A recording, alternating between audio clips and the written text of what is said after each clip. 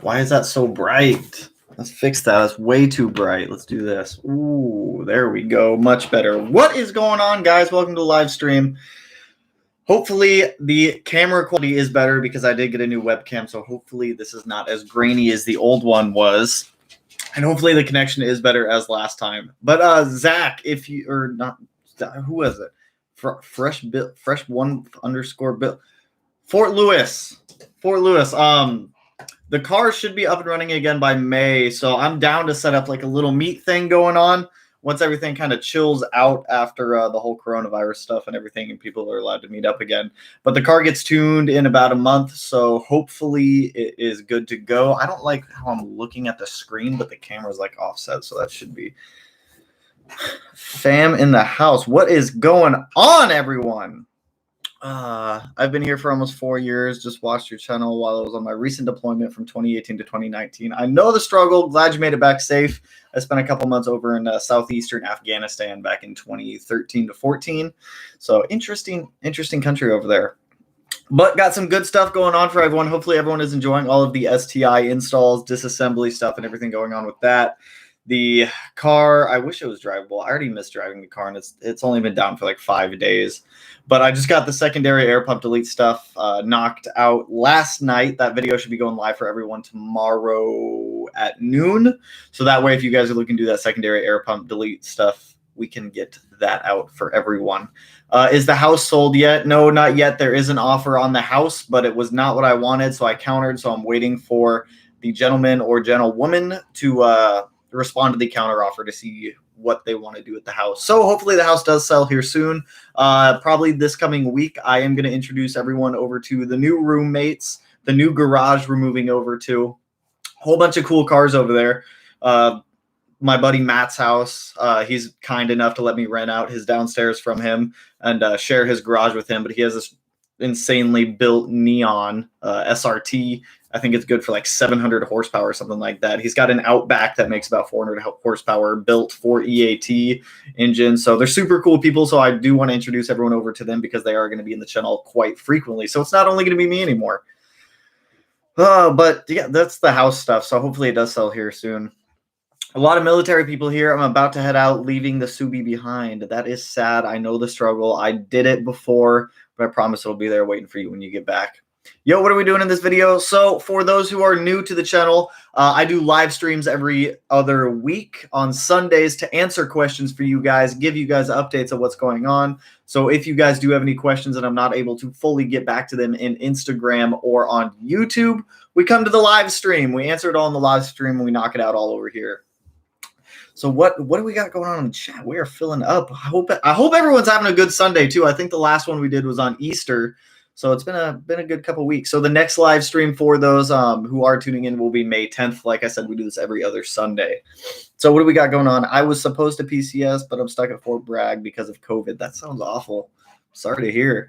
You're going to make a video on setting up parallel fuel lines. We are setting up the fuel lines in the car. I got the phenolic spacers and the fuel pressure regulator in yesterday. I'm still waiting on the fuel pressure regulator gauge, so that way we know what we're setting fuel pressure to in the car. So once I get the rest of the fuel stuff, we're going to be doing that today. Well, right after this live stream, I have a photo shoot that I'm going to do for someone. And then after that, I'm going to be doing the external wastegate setup for everyone. So we're going to be doing the Grimspeed up pipe with the tile 44 millimeter external wastegate. I'll show you guys kind of what springs I'm using, how to install the springs, how to get the air ports on there. We're not going to be utilizing any of the water ports on the wastegate, but we're also going to be getting the turbo on as well. So super stoked for that one.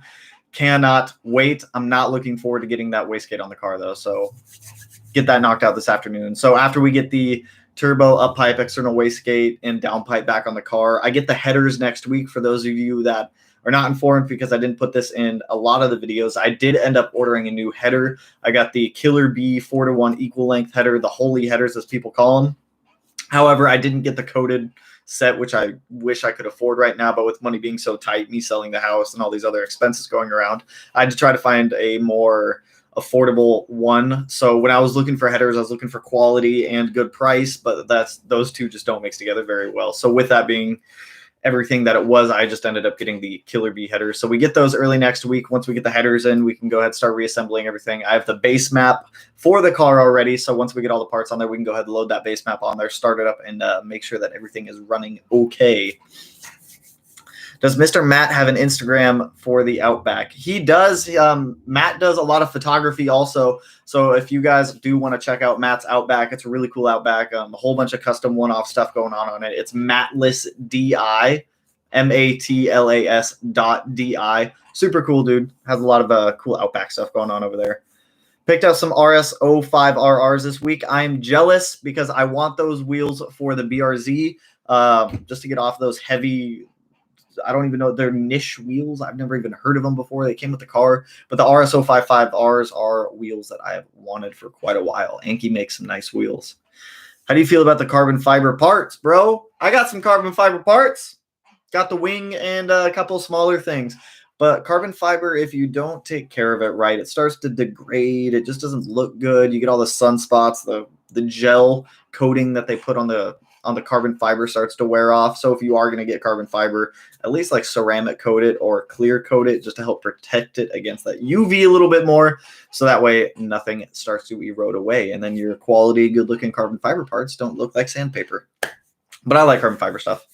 Do you need a tune to get a Dom tune? Do you need a tune for, I'm guessing you're trying to say cylinder 4 cooling mod. You do not need a tune for the cylinder 4 cooling mod. You can just plumb it all up, good to go, and be on your way. How much power are you expecting out of the new FP Turbo setup? So we're going to be running the FP Blue, equal length headers, external wastegate on ethanol, TGV deletes, ID 1050s because I can't afford the 1300s right now. So I'm guesstimating around 400 to 410 wheel horsepower. The biggest restrictive point for us is going to be the injectors because the 1050s, they flow much better than the OEM ones do, and you have to swap out the injectors to go ethanol anyways. But since I already had the 1050s in the car, I didn't plan appropriately for the ethanol setup. So the 1050s are going to be the choke point for what limits us on power. But I kind of see that as a good thing, so it doesn't let us push the car way too hard on the dyno. But I'm excited to see what it comes back at. I'm guessing wheel horsepower is going to be around 390 to 415, somewhere in that range. Torque-wise, no idea. It's going to make a lot more torque than it is horsepower, which is going to be the issue on the dyno. So we're going to try to keep the torque dialed back a little bit more and just try to get it to a nice sweet spot. Pigeon. Yep, the pigeon stuff, it's still going around. You got to avoid that. Should I trade my 2018 WRX for an STI? I don't know. I mean, if you want to, that one's up to you. I don't know if you like the WRX more than the STI. I love my STI. I've had a couple of those WRXs, the VA chassis with the FAs. Fun cars. I'm not a huge fan of the transmission, but I prefer my STI over any of the WRXs I had in the past. But that's going to be up to you for your budget, what you can afford and what you want out of the car. But if it were me, I'd get the STI. What spring rate are you going to use on the external wastegate? So when it comes to the external wastegate, I talked to Surgeline Tuning. I asked them, I was like, hey, what spring pressure do you guys want me to preload into the external wastegate? They told me 0.9 bar, which seems a little low. It's about 13.5 pounds of spring rate, but I'm going to throw it in there. I'm going to go with what they say for the setup on the external wastegate. I'm going to do the 13.5 pound spring set in there and get it bolted up and get it put back on the car. So that's going to be this afternoon that I'm installing the tile external wastegate stuff, getting the turbo back on the car, and running all the new lines for the oil feed, oil drain, and the coolant. Yo, love the channel. Appreciate it. Helps out a lot. Was wondering if you ever got Mochel oil samples done for the STI. I have them sitting in the garage due to the whole COVID thing. I haven't had a chance to send them out because they're taking limited batches in right now. So as soon as things start to let up a little bit across the country, those samples are getting set out, but I do have them pulled and ready to send. So the oil stuff is still going on. It has just been slightly impacted by the whole coronavirus outbreak, everything, essential business and whatnot. So have them ready to go. Once everything lets up, like I said, we'll send them out and get those results back. Would upgrading your injectors make a big difference, even if you're not running E85 flex fuel? My goal was 330 wheel horsepower. Well, flex fuel is going to make it a lot easier to get to that 330 wheel horsepower mark, but you can easily do that without flex fuel if you want to. The injectors are going to be required to be able to hit that 330 wheel horsepower mark. You can get away with using some injector dynamics 1050s, the Cobb 1050s. If you do plan on building for more power later on, I do suggest going to the ID 1300s. Like I said, I wish I would have done that, but you are going to have to swap out those injectors, and they will make a big difference. Do you have any staged block recommendations for 2015 WRX? Just found out I spun a rod bearing. Well, if the block is salvageable, you can build it yourself and save a lot of money. If it's not salvageable, what you can do is buy IAG, RevWorks, Woolman Performance. They're all really good blocks, but the staged series is going to depend on how much power that you want to push out of the car. If you're just shooting for 400 wheel horsepower to the car, I would get my general rule of thumb is if you're buying a built block, buy a block that's capable of 100 more wheel horsepower than what you're building for. So that way you have a little bit of room for reliability. You're not putting as much stress on the internals of the engine. So whatever your power goal is, just make sure you're getting a block that is at least rated for 100 wheel horsepower over what you're shooting for. Plus, it also gives you a little more room to grow later on if you do want to push more power out of the engine. When you think the next model STI will be released? It was supposed to be released this October. I don't know if it's going to be, though. So, I mean, we'll find out on that. But if everything does still carry through and Subaru is still planning on releasing the FA24 STI, which I've also heard rumor that they're talking about putting a hybrid setup in it, which is a little interesting. I'm waiting on more specs to be released. But once like defined specs come out from Subaru, we'll definitely talk about the new STI. I just don't want to make any speculation videos going around it and pushing just thought and opinion about it. But I think it'll either release end of this year or next spring. All depends on their timeline for whenever they start getting production back up and going. I know they make a lot of them in Illinois and Japan, so I'm not quite sure which one the STI comes from, but it comes from one of them. Might be Ohio. I don't know. They have a big Subaru facility in the United States that they're making a lot of the cars out of also. Yeah, I'm late. You're not that late, man. Welcome to the live stream, Fox Uncensored. Brad, what's going on, Brad? What is the best brand of equal length headers for the FA20? Killer B is always going to be my number one pick. I'm not sure if ETS makes headers for the WRX, but Killer B and ETS. Killer B and ETS would be my go-to for headers. When I was ordering my headers the other day, I was looking at either just the Killer B or ETS for some of those higher quality ones that are going to last a long time. But the ETS ones are generally going to be a bigger tube for higher horsepower applications. So for the WRX, I know Perrin makes a set. I've seen good reviews about Perrin. The Killer B ones, a lot of people run if you're shooting for external wastegate. So, I mean, I would look at least Perrin and Killer B if you are contemplating. It's also going to depend on budget, as I just did this the other night. It was ridiculous trying to find like a good quality set that was for like an affordable price. So, I mean, it's going to be a little pricey, but Killer B, ETS, Perrin, all decent header people. Yo, love your channel, bro. I appreciate that, Mr. Reno. Ooh. When's the external wastegate and new turbo video going live? So I'm debating starting to do daily upload videos. And if I do, I'm going to make that decision today at some point. If I do decide to do daily uploads, then the external wastegate turbo video is going to go live on Tuesday. Right now, Monday is planned for the secondary air pump delete video. Tuesday or Wednesday is going to be the external wastegate and turbo video. So I'm going to show you guys how to assemble the external wastegate setup, how to set the spring pressure, what ports to block off, what ports you're going to have to put the air fittings in to make it work, how to get it on the up pipe and then get it back in the car. So that one should be going up either Tuesday or Wednesday for that external wastegate stuff. Is a hot dog a sandwich? Why or why not? A hot dog is a sandwich if you turn it 90 degrees and eat it like a sandwich. It's just got the opening on the side of it. So I'm going to say a hot dog is a sandwich. It resembles a sandwich. Plus you put stuff in the sandwich. Well, up here in Washington, we have a lot of hot dog stands also. So if you go down to like Seattle, you can get like a Seattle dog, Philadelphia dog, all these other dogs. I'm considering it a sandwich. Rotate it 90 degrees. You got a sandwich. How much horsepower can I push before I need to upgrade the headers? What's the car? What would be the car? Generally, if it's going to be EJ-based WRX or STI, you could probably get away with doing like 330 to 340-ish. If you're trying to get above that, you're going to want you're just going to want to swap out the headers. I do suggest swapping out the headers anyways and going over to an equal length rather than unequal length, just for the reliability of aspect of trying to reduce the convection heating from the actual header going up into the block and reducing the delta for having that possibility of having the feedback knock and the fine knock learn go off more. So around 330, 340-ish would be kind of the benchmark area for it when you're going to have to swap out those headers. What up, Ryan? Hope you're doing good, man. Hope you're enjoying that Subaru that you got a couple months ago. Was it months ago? Weeks ago? I don't know. I hope you're enjoying the car, dude. What wheel do you think is the lightest in opinion in the most affordable, or should I wait for the TE37s? Hey, appreciate the donation, Blueprint78. Appreciate all the support from everyone. As for the wheels, RPF ones are probably going to be your best bang for the buck for affordable wheels that are lightweight, performance-oriented.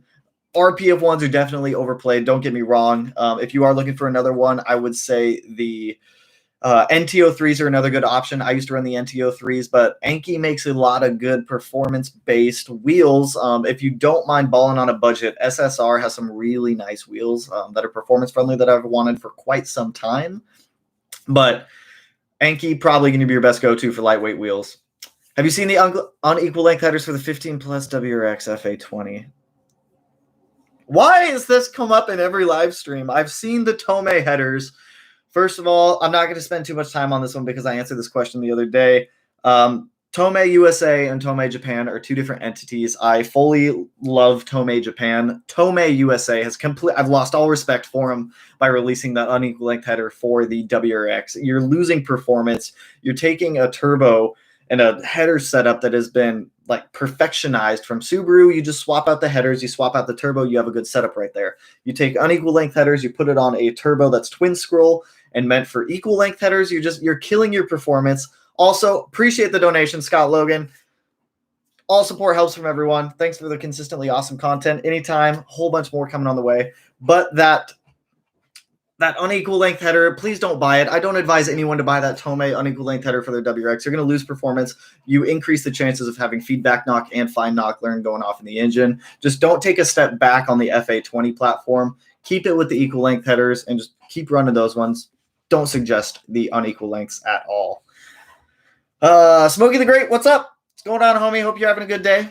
I'm going to keep that in mind for a side channel idea. Do it, man. I push everyone to make a YouTube channel. It's so much fun and enjoyable. It's a lot of work. It's a lot more work than people make it out to be. But if you genuinely love like making videos, editing, shooting stuff, YouTube's an awesome place to do it. Subaru plan is Indiana. Thank you. Okay, good to know that the WRX and STI are still built in Japan. I think Indiana makes like all the Outbacks, Foresters, all the commuter cars, the Legacies maybe. When would you use a fuel pulse dampener? I don't know how to answer that question because I'm also looking into that right now with my fuel rail setup. So when I have the answer, I will definitely push that out so that way you have that information. So I'm looking into the fuel pulse dampener setup right now. And when I get a little more defined information on it, I'll definitely shoot it out your way.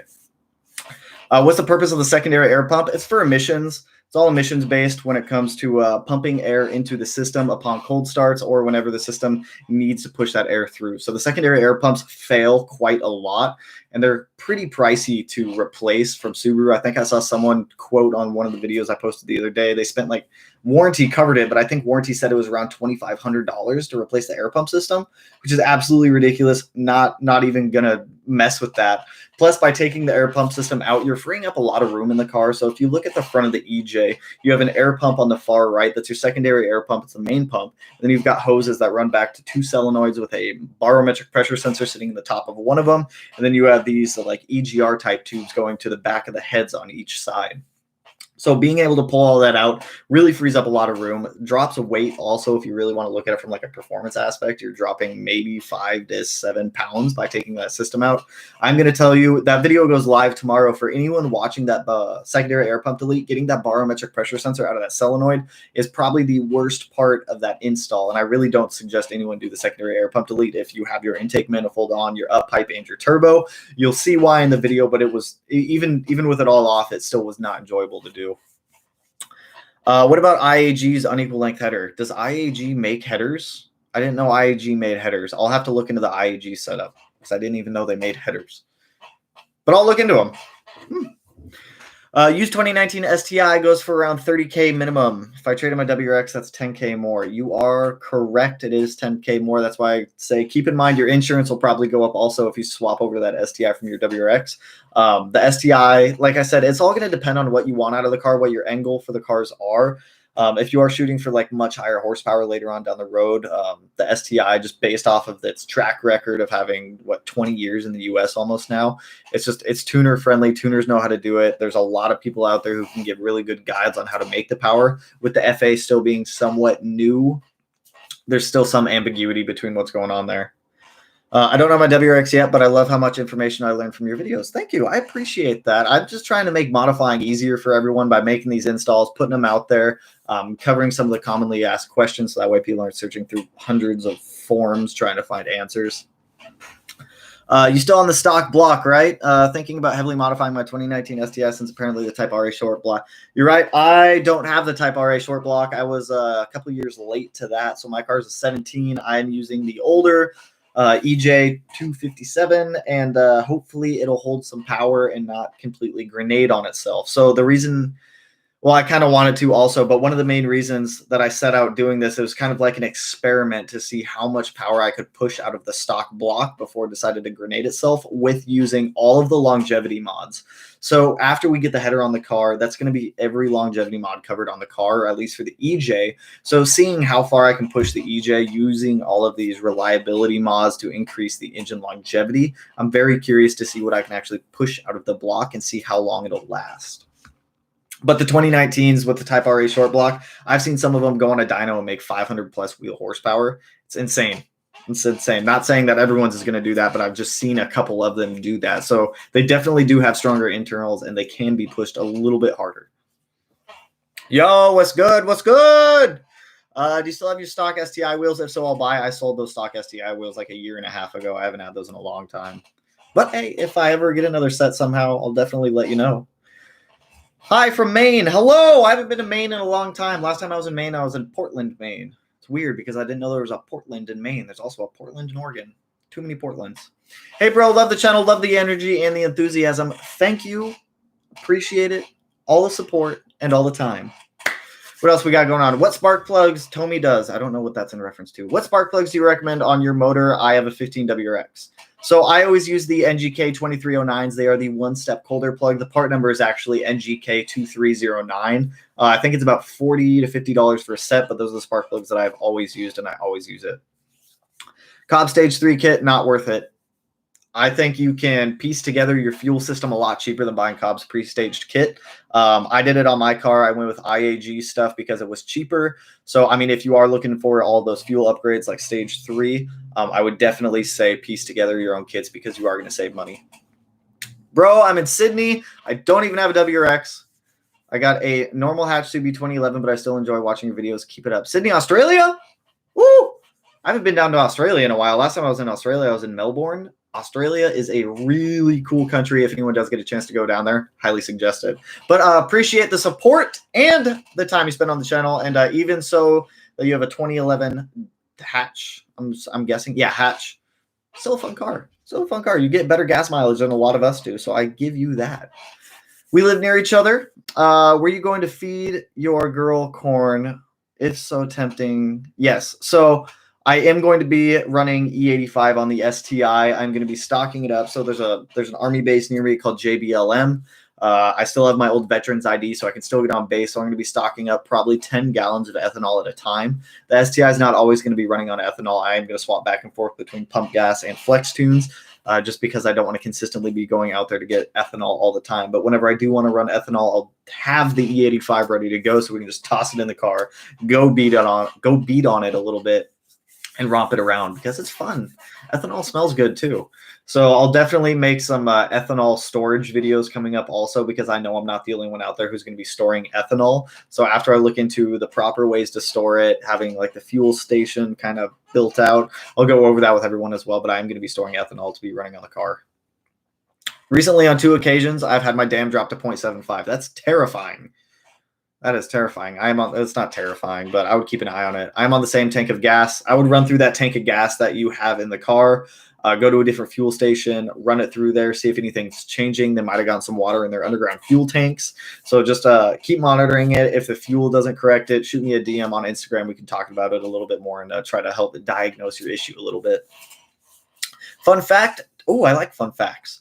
WRX and STI have the same vehicle designation as far as insurance is concerned. Oh, didn't know that. That is a fun fact, actually. So maybe your insurance won't go up. Should I try fresh gas and clean the MAF? I would just start with fresh gas. I mean, it's never a bad idea to clean the MAF anyways. If it is dirty, you can just pull it out, visually see if it's dirty or not. If it's not dirty, don't worry about cleaning it. If it is dirty, go ahead, spray it down, put it back in. But I would suggest running that new gas. If they give me $25K for my WRX, I'll trade it in for 2019 STI. Do it. Do it. I'm not going to lie. I'm not trying to say go take advantage of car dealerships right now, but there are a lot of good car deals going on with the economic impact of everything happening. So you might be able to get a pretty good deal for an STI right now if you go to trade in your WRX. The only thing I've recently done is replace my filter. Yeah, so just try swapping out the gas after you run through it. What is your opinion on the Cosmos XT206R wheels? I've ran those wheels before.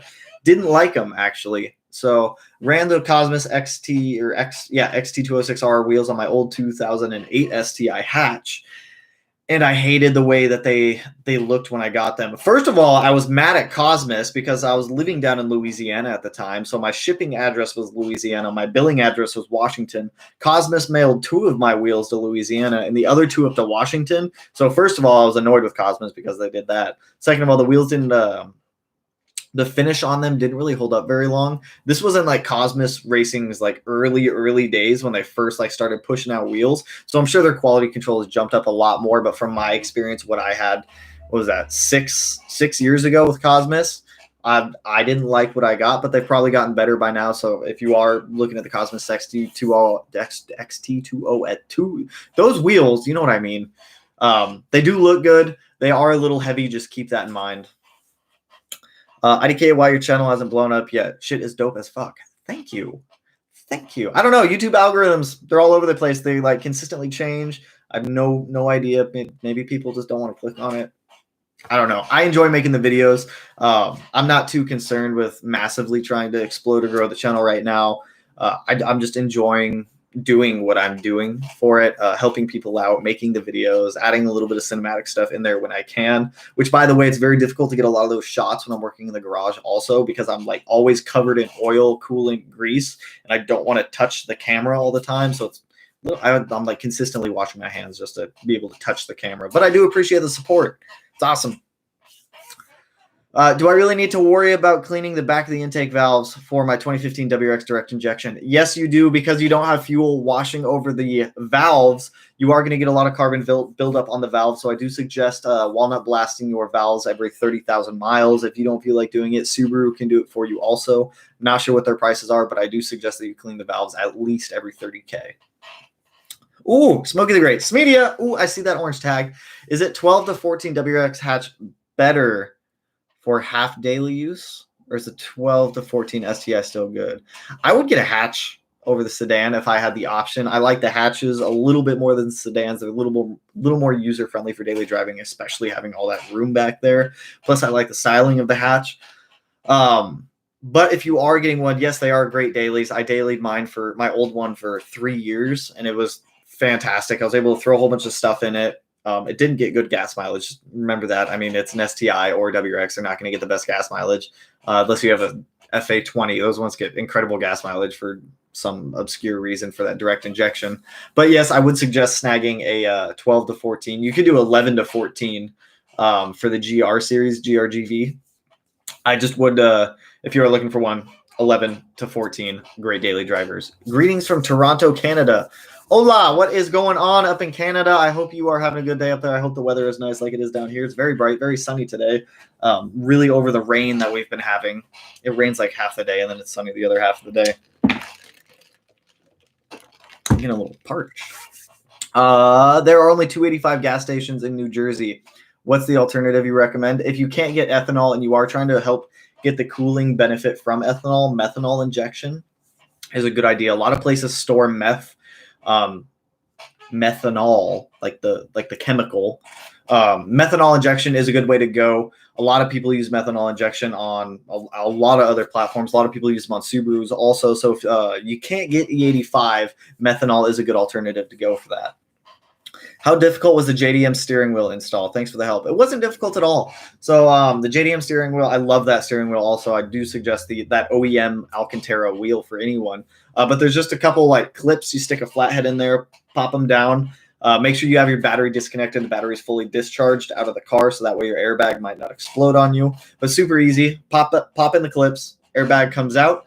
There's the horn and then the power in the ground or the signal for the airbag. Just undo those.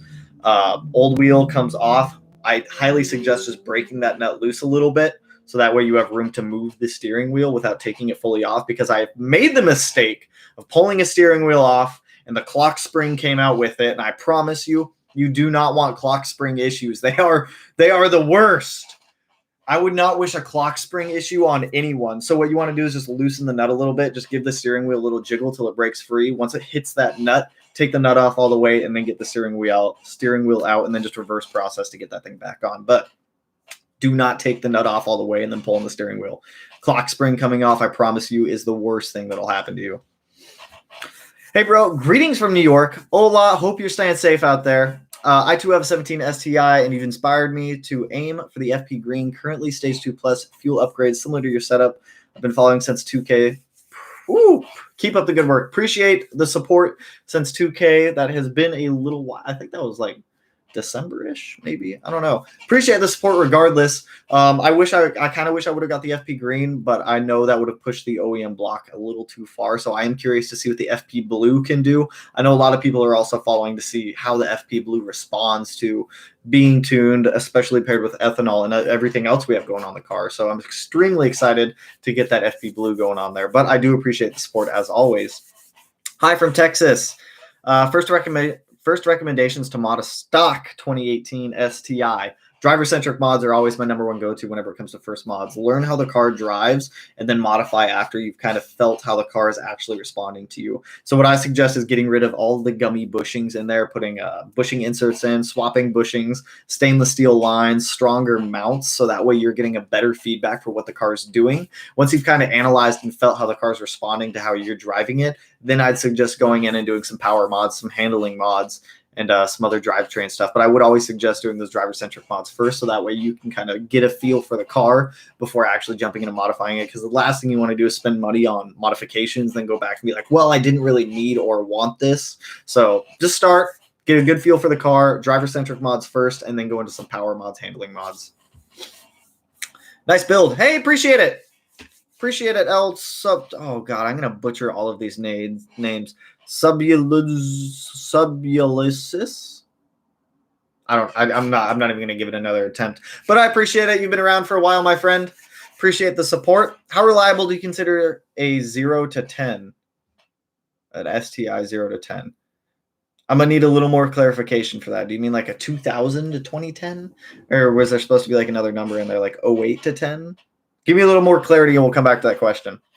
My 17WX has developed an intermittent coldness over the winter. Checked and replaced plugs and a new air filter. What else should I look for? Coil packs might not be a bad one to jump into, but it's a 17, so I wouldn't think coil packs. I'm guessing it's only when it's super cold out, because you said in the winter time. Does it only happen when it's cold out, or does it happen when it's hot out also? But I would like, my mind goes to coil packs. You could try checking the gap on the plugs. The gap might be messed up a little bit. If it were me, I would start with gaps and the coil packs.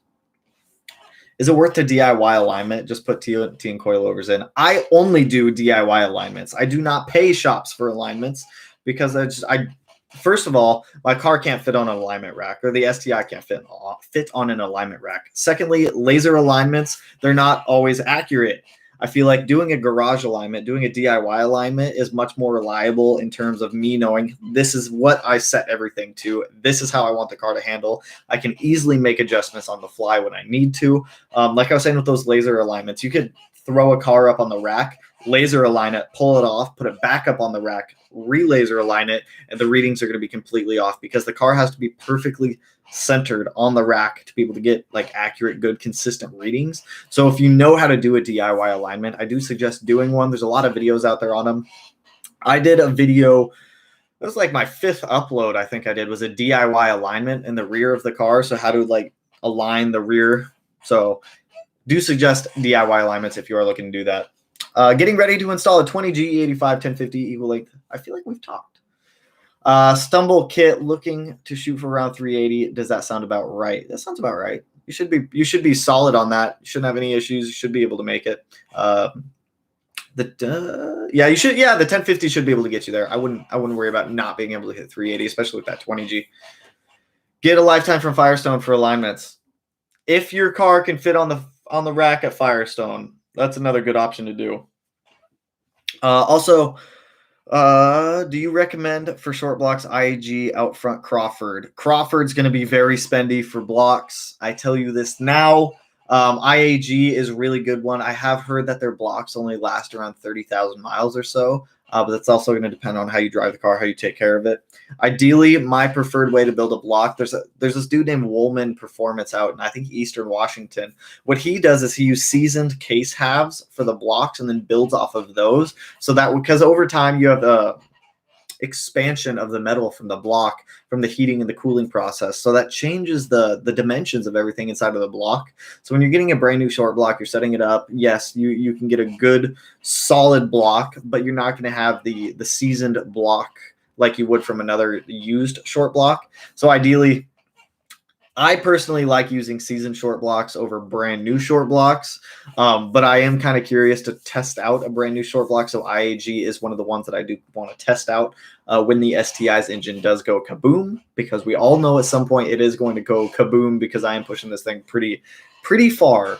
But when it comes to short blocks, I mean, you have a couple options. I would look at RevWorks, IAG, or Woolman Performance for the monies out front. I've never bought anything from out front, so I can't speak on their behalf.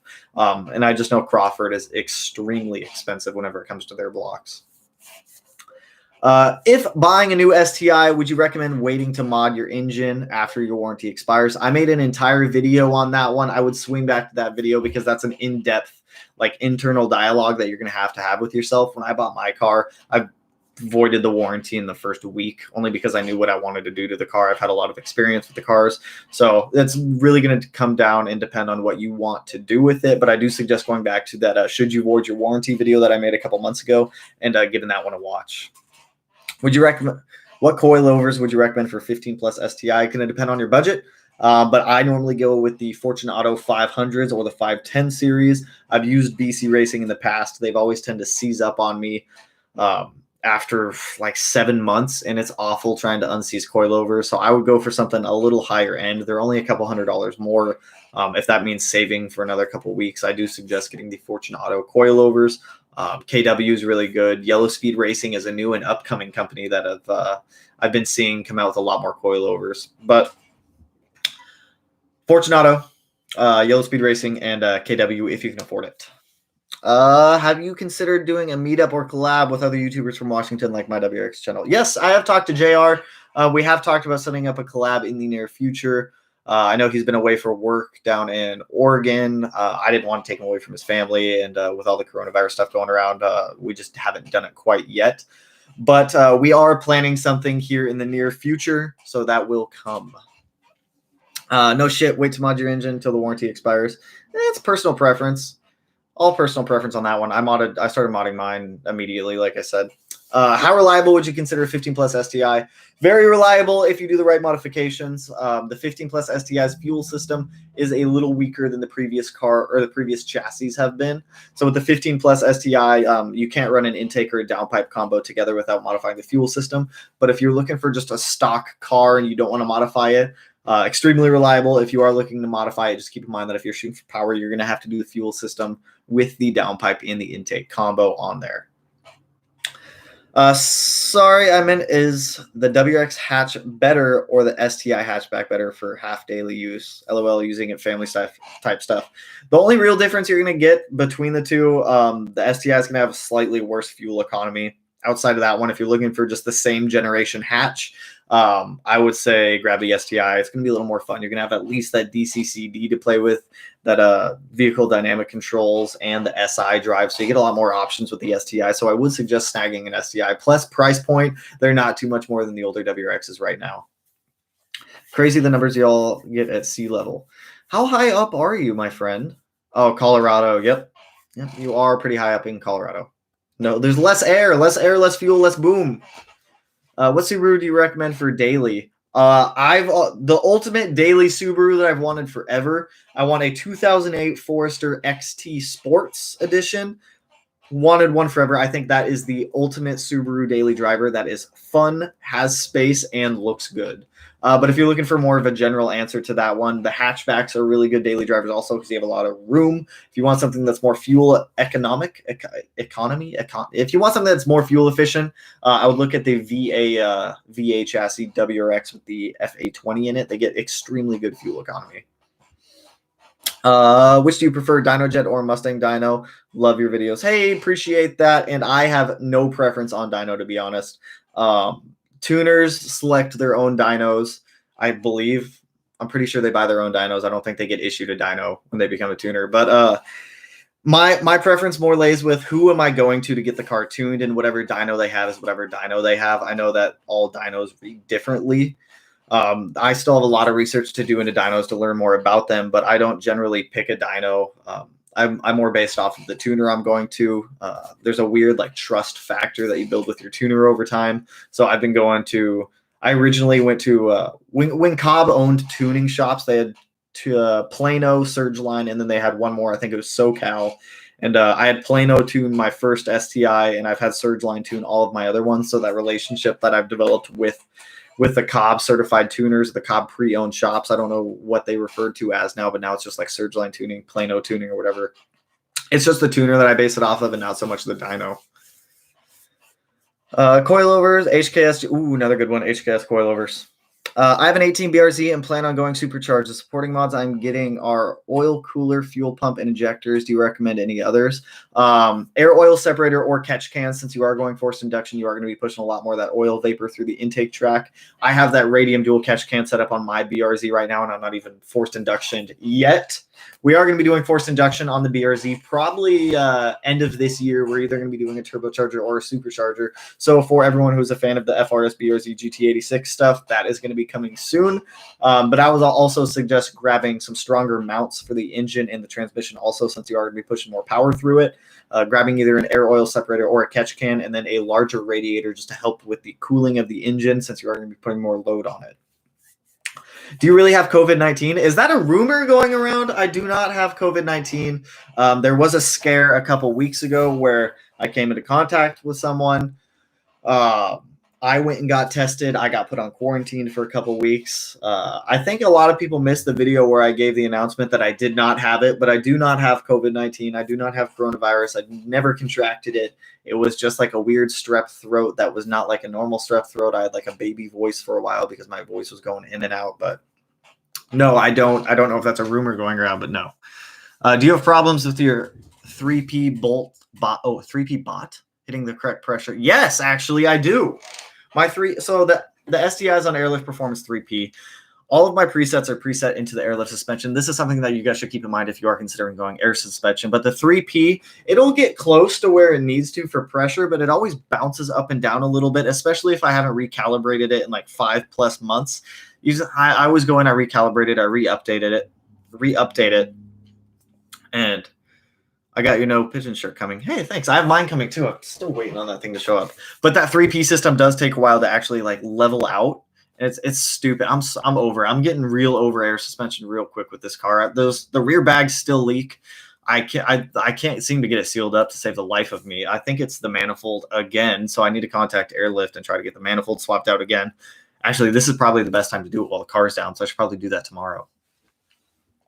Buy a new block and build it. Buy a pre-block or build it. or your stock block. My tuner recommends using my block, but I feel like I should get a new one. He says they're similarly priced. So I would suggest using your block like I talked about earlier. Seasoned blocks have already been through the heat expansion and cooling reduction. So, it's thousands of inches that it expands and cools. But over time, you're going to start getting that gaps to be larger on like rings to cylinder walls and everything else. So using a seasoned block has already gone through the cooling and expansion phases of the engine. So I would say use your OEM block and build that one, or buy someone else's and throw it on a stand and build it there. I have a 2020 WRX. I've been doing the driver-centric mods. The white line rear diff bushings don't fit on my car. The rear diff carriers look to be different than the earlier cars. So disappointed. What the fuck? What? The 2020? That shouldn't be any different than the 15 to 19s. They should just use the same rear diff carrier. You got the inserts as well. That should just be like the 4-prong ones. I'm sorry to hear that. I didn't know that Subaru swapped out rear diff carriers, or at least the bushings for them. Maybe they're trying to make it a little stiffer. I don't know if they did that on the Series Whites also. I heard the Series Whites got some other stuff going on with them, but sorry to hear. That is very frustrating. I've had that issue before. Hi, Tanner. When are we going to go take some fancy photos? The only old school Accord on bags in Washington. What is up, Joe? Yo, I'm free Monday through Friday, Saturday through Sunday, dude. We can get something set up. We can go do some photos. I'm always down for photo shoots. I'd be down to build it the way I cannot read right now. I'd be down to build it the way they recommend, but who would want to have that second block just chilling? Thoughts? It's not a bad idea to have a backup block. If you can score a used one for a good price, I would suggest doing that and then throwing that one on the stand and building that one. I'm pigeon free. Don't like the pigeons. Don't play with the pigeons. Don't mess with the pigeons. What end links should I go with on a 2012 WRX? I use the parent spherical end links. I'm not too happy with them, though. I've only had them on the car for about 6 months, and they're extremely rusted. You would think that they'd be coated with something on them, like Penetrol or some chemical to prevent them from rusting. I'm open to all rear end links, though. End links are pretty much end links. The only ones that I would stay away from are white line rear end links. Every set of white line rear end links I've had has always had some issue with the they use like a ball joint inside of their end links. I've had it pop out multiple times. I've had studs shear off. So any end links, really, I would stay away from white line. They all do the same thing, though. I have been wondering how much does petrol cost in America, because here in Lithuania it's 290 euros per liter. So gas where I am right now is about $2.56 a gallon. I don't know what that converts to for liters. I think there's about 3 liters a gallon, maybe. I'm not too good on the conversions. But it's about $2.56 a gallon where I'm at. We have a lot of gas tax in Washington State. I've seen in some other parts of the country where gas is under like $1.20 a gallon for 93, which I'm extremely jealous for. But it's getting cheaper. I want it to keep going down, though. I got your pigeon shirt coming. Appreciate the support. Appreciate the support from everyone who snagged some merchandise. I'm waiting on my pigeon shirt also. I thought I would have got it by now. Some people have already gotten theirs. I haven't gotten mine, and I placed my order first. I don't understand how that works. Answer that one. Where did I just go? I got lost in here. Oh, Tanner, I totally missed that question.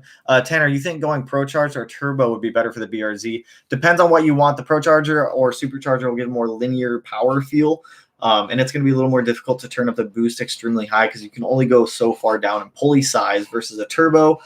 You can at least turn up the boost or just swap out the turbo. Personally, I think I'm leaning more towards turbo than supercharged. But I've also never owned a supercharged car. Before I actually make the decision on what I want to do with the BRZ, I want to drive either a ProCharged one, supercharged one, or a turbo one, just so I can get a better feel for the car with forced induction in it before making the decision. But right now, with being completely biased towards turbos, I am leaning towards a turbo right now. So turbo can be a lot easier to make higher power and turn up the boost later on when you want to. What's your opinion on the next gen WRX? Isn't it the same? Isn't the next gen WRX still just the FA20?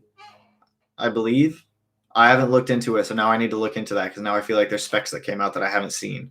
So let me look into that. I don't know if it changed. Is the WRX fairly easy car to learn clutch? Yeah, it's pretty easy to learn on. It's got a pretty forgiving clutch also. if you've ever driven a manual car, it should be the exact same. If not, the catch point is just a little bit different. But yes, the WRX is an easy car to learn a manual transmission on. What else we got? Would you ever do a GC8 build? I would love to do. I've wanted a 2.5 RS for the longest time. I don't want to pay for one because they're stupid expensive up here. People want like $6,000-$7,000 for a clean chassis. I've seen some really, really, really beat rusty ones for like $2,000. But yes, I do want to do 2.5 RS build in the future. I've been looking at like trying to find a 98 to 2000. I'm always looking on like OfferUp and Craigslist trying to find one. But yes, in the future, we will be doing a GC build, and I'm excited for that one because I've always wanted to do one. Would you ever consider going to coils or you set on bags? I would love to go on coils. I would love to be on coils versus bags. Let me say that now. But my house, actually, we might be able to swap to coils here soon. My house, the driveway, there's no way I could get in and out of the driveway on coilovers. If I could have, the BRZ would already be on coilovers and not the lowering springs that it came with. But the driveway it's like street driveway. It's just it just would not work for coilovers. So that's why I did bags on the STI, was purely for my driveway. But I would much rather have coilovers than bags. But I changed that. I'd rather have air cups over coilovers and over bags. So I think air cups, coilovers, bags. Bags used to be at the top of my list, but after being on bags for about a year and a half now, I'm so over it. I'm so over the issues that comes with them. It was perfectly fine for the first year, and then after that, just little things here and there, and it's just been annoying to deal with. Do you recommend the White Line Wolf Center correction kit? I would recommend that one if you are starting to mess with the geometry suspension. It will help to correct everything and get it back to where it should. It's a little bit of a pain to install, but it is worth it in my opinion. What brand did you go with for your secondary air pump deletes? I got PRL Motorsports. The only ones I could find, because a lot of people discontinued them, I could only find PRL and Torque Solutions. So in the video that goes live Monday, there is a link in the description for anyone that wants to snag those secondary air pumps for the Torque Solutions ones. I think they were about $60 for the block-off plates with all the hardware. You are going to have to reuse your OEM gaskets, though, so just don't destroy those if you are doing it. How much do catch cans actually help with reducing valve gunk buildup on the FA engines? On the FAs, I mean, with any car, you're going to get valve gunk buildup, especially forced induction cars. I'll show you guys here in about 2,000 more miles of driving the BRZ what I pull out of the catch cans. I have a dual catch can set up on the BRZ, so I'll show you both cans. We'll pour them into like a little measuring cup, and we'll measure the amount of schmoo that comes out of there. But it will definitely help keep all of that oil vapor out of the intake tract, out of going into the cylinders, and reducing that octane rating of your fuel. I have the same issue on my 17WX where the end links rusted. Is the parent any good? The front and rear end links. I have the parent front and rear end links. The front end links haven't rusted. Only the rears have. And they're the spherical end links also, so I don't know why they're rusting, but I see something and that just popped up in the comments. I see that. But who is it? Who makes them? Cartboy rear end links. Really good end links. I think that's actually what I'm using on the front of the STI right now is Cartboy. 93 octane in my area is $2.20-ish per gallon, as low as $1.50 in more rural areas nearby. I'm jealous. I wish I was around $1.50 here, or even under, or even at like that $2.20-ish. Especially since I'm not working a full-time job anymore. The cheaper the gas price, the better, because we do a lot of driving. What else we got going on in here? Will you recommend working on my engine and don't worry about the warranty? Like I said, go back, watch that warranty video if you haven't. I would say if you don't know what you're doing, wait till the warranty period's over. If you have like a working mechanical knowledge of engines, I'd say go ahead and void that warranty if you feel comfortable doing so. Just don't get yourself into like a situation where you don't know what you're doing with the car. If something breaks and you can't afford to fix it, or you don't know how to fix it, then don't void that warranty. Love your show, man. Thanks for all the great content. Got to go. Hey, appreciate it. Chaos, Gordon, I will talk to you later, my man. I'm talking more looks, but also about the STI. I don't remember what that was in reference to. I got to scroll up. Oh, and looks on the new WRX. I don't like it. I don't like that render that they put out. But in my defense, I hated the render that they put out for the VA chassis when they came out with that Subaru, or that chassis, the one I own now. I hated it. I hated the VA chassis as soon as I saw them, but they grew on me over time. So I'm assuming the new chassis will do the same. Actually, I need a sip of this here Red Bull. Hold up. What time is it? Oh, we'll go for a couple more minutes here. It's almost been an hour. I have an 05 STI with 107,000 miles on it. Good health, been stage 2 with 300 wheel horsepower forever, and have been thinking of trying to get 350 with ethanol and larger turbo. Would you plan on building the stock short block? Do it. I mean, what's the worst that's going to happen? You're going to build the block. It's going to blow up. You're already going to have all these parts. You can just get a new short block, throw it all back together. But if you want to do it without having to spend excess money, I would suggest getting that short block prior to you are at a higher mileage. But as long as that engine has been taken care of properly and you have like a full history of that engine, then you shouldn't have any issues trying to push it for a little higher horsepower. As long as all the maintenance been kept up, as long as the engine is healthy, happy, compression comes back good, you can build that engine. You should be fine. What are air cups? Air cups are essentially a bag and a coilover combined. So it's a coilover with a cup on top of it. It has an air piston in it, and it moves the car up and down about 2 inches. So not the same. It's like a combination of bags and coilovers. Really expensive. I really want a set. Maybe one day. Not right now. What do you mean when you said the IG short blocks only last 30,000 miles? Isn't that the point of being a built block, to have it more reliable than stock? So like I touched on earlier, you have seasoned blocks and you have brand new case halves. Case halves from IAG are brand new, so they haven't gone through the cooling and expansion. So a lot of people I know have ran IAG blocks. They've gotten about 30,000 miles out of them, but they're also beating on the cars. They're also pushing them a lot farther. The reason I say going with a seasoned short block is because it's already gone through that expansion process of heating and cooling of the engine, starting up, cooling down, starting up, cooling down, and it's thousands of inches that it's like expanding throughout these cycles. So using a block that's already been seasoned, you're already going to have the process taken care of. Whenever you get a new short block, it's going to have to do that same thing of going through that expansion process. So you're going to be getting thousands of inches, which that sounds like one thousandth of an inch. It's not a huge gap, but over time you do have the possibility of gaps changing in the engine and all of these other variables happening. So that's why I prefer using a seasoned block over a brand new short block. What do you look like? Wow. What to look when you buying a used low mile 2019 STI? I would buy one that is as stock as possible. Something that I see a lot of is people mod these cars. They pull off a lot of mods, or they part them out, and then they trade them into dealerships when they're done with them, but they don't take all the parts off. Maybe they'll leave they don't generally leave the tune on the car, but they'll leave parts on the car because they'll take the access port and they'll sell that because that's easy to sell. But some of the parts that they don't want to take off, they'll leave on there. And someone coming into the Subaru world who doesn't know a lot about the cars will buy one with all of these parts already put on it, but no tune on the car. I would just try to find one that's as stock as possible. Oh, geez. Oh, man. Comments just like jumped up. What brand fuel upgrades do you recommend going with for the 16 STI? Also, mad respect for doing your own thing. Takes a lot of guts to risk it for the biscuit. I appreciate it. It's very terrifying to do all of this. I promise you that, but it is well worth it. I enjoy it. I am enjoying what I am doing now. But for fuel mods, on a 16 STI, at minimum, injectors, pump, fuel pressure regulator. If you do want to take it to the next step, fuel lines, fuel rails should get you to whatever you need. Burble tunes, not even going to touch on burble tunes. Don't get a burble tune. I'm going to leave it at that. It's going to do bad things. Don't just buy a tune for pops and crackles. Is there a way? Oh, what up, Adam? Hope you're having a good day. Also appreciate the membership support from you, my dude. Greatly appreciated. Is there a way for me to clean the valves of my 15WX at home? I am right now at about 35K and don't want to wait too much longer. They make walnut blasting kits that you can use a shop vac for. I don't know the cost on them. I've seen other people use them, but essentially you just need to take off the intake manifold, take off the TGVs, and then it's like this weird cylinder that hooks up to the top of the valves.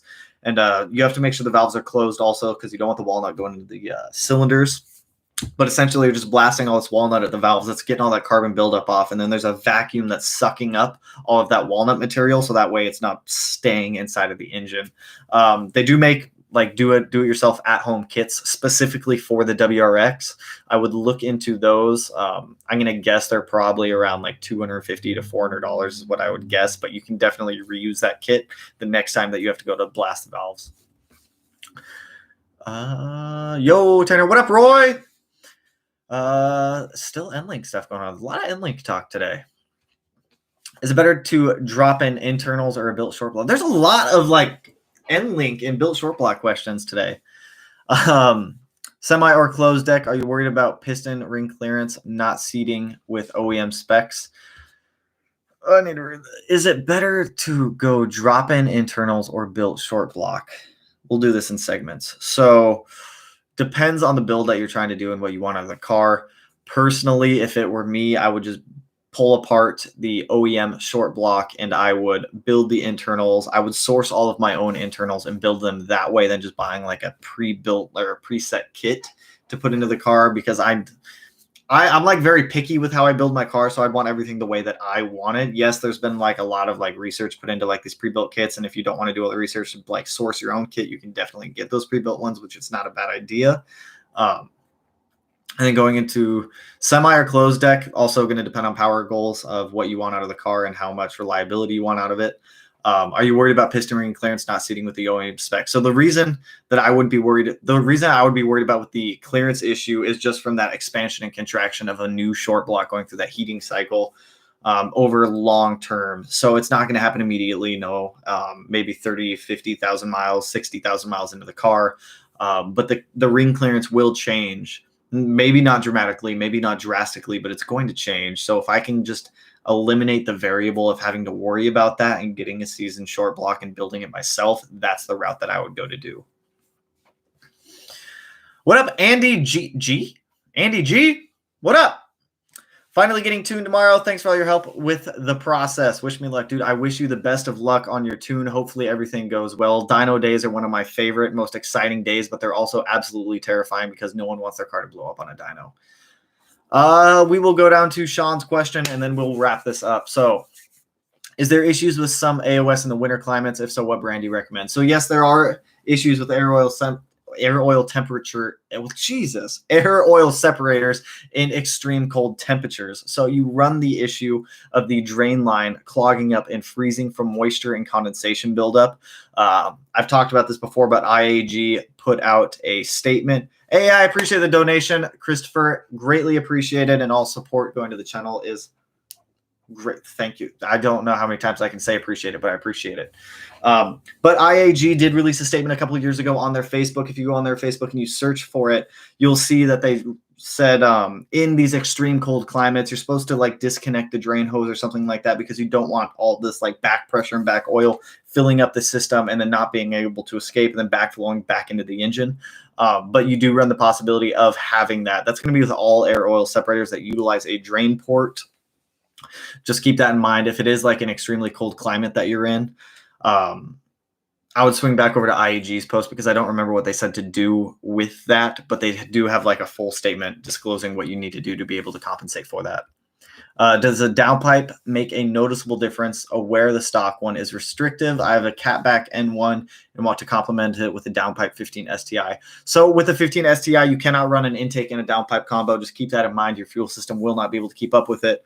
But yes, you will notice a downpipe. It is a very noticeable difference. Just installing a downpipe is probably going to be the most noticeable difference you get of just installing a part on a car. So the downpipe is really going to open up the amount of air that can flow out of the turbo. It's going to help spool time. It's going to help, if you like it loud, it's going to be a lot louder. But yes, highly suggest it. Just keep in mind that if you are running an intake, you are going to have to pull that intake off the car to be able to utilize that downpipe. Oh, Walter, what up, my dude? Sorry I'm late. It is all good. We are just about to wrap up here shortly. Last question, Sean. What do you think of Ray wheels? I have a set that cost $1,700 and they already warped and one cracked. I'm sorry to hear that. I've never had that issue with Rays before. That sucks though. It's expensive. It's expensive wheels. I used to run the 57 DRs on my old 08 STI also. Awesome wheels. They could take a beating, but it happens at times. I mean, you hit a pothole that's too deep. You hit a curb. I don't know. Sometimes it just happens. The integrity of the wheel might be compromised, but it sucks. If you are buying a new set of wheels, I would look into some like RS05 RRs. Someone in the chat earlier said that they had a set, and I'm extremely jealous of that. The Works, also not a bad wheel. They're a little heavier. I'm looking to get off my work emotions here soon and swap over to like that RS05 RR or something else that's a little more track oriented. But we have hit our hour mark for today. I have a photo shoot for my friend Tina. I'm going to go shoot her car, get some photos done for her. It's going to be awesome. But anyways, I appreciate the donations from everyone who donated. I appreciate all the channel memberships from everyone who is a member. All the support going back into the channel is mucho appreciated. It really helps with some bills, getting parts going for the cars, getting camera equipment cleaned, and keeping everything going, keeping the lights on. So like always, I appreciate all the time that everyone spends on the channel. We may be going to daily uploads here soon. I will be making that decision today. If anyone does have any input on that, feel free to go ahead and throw that in and let me know. Someone just texted me, but like I said, we might be going to daily videos. I have a little more time to be able to make some more videos, and I enjoy making them, so we might be doing that. The secondary air pump delete video does go live tomorrow at noon for anyone who is interested in that one. The external wastegate video I'm shooting today, and that one should go live Wednesday for you guys, and we're just going to keep pushing along with all this good stuff. Next live stream will be May 10th, same time. Excited to do it. Come prepared. Questions, comments, concerns, anything you got. But with that, I'm going to end the live stream here. Appreciate all the time, everyone, and I will catch you in the next one. Peace out, homies. Woo!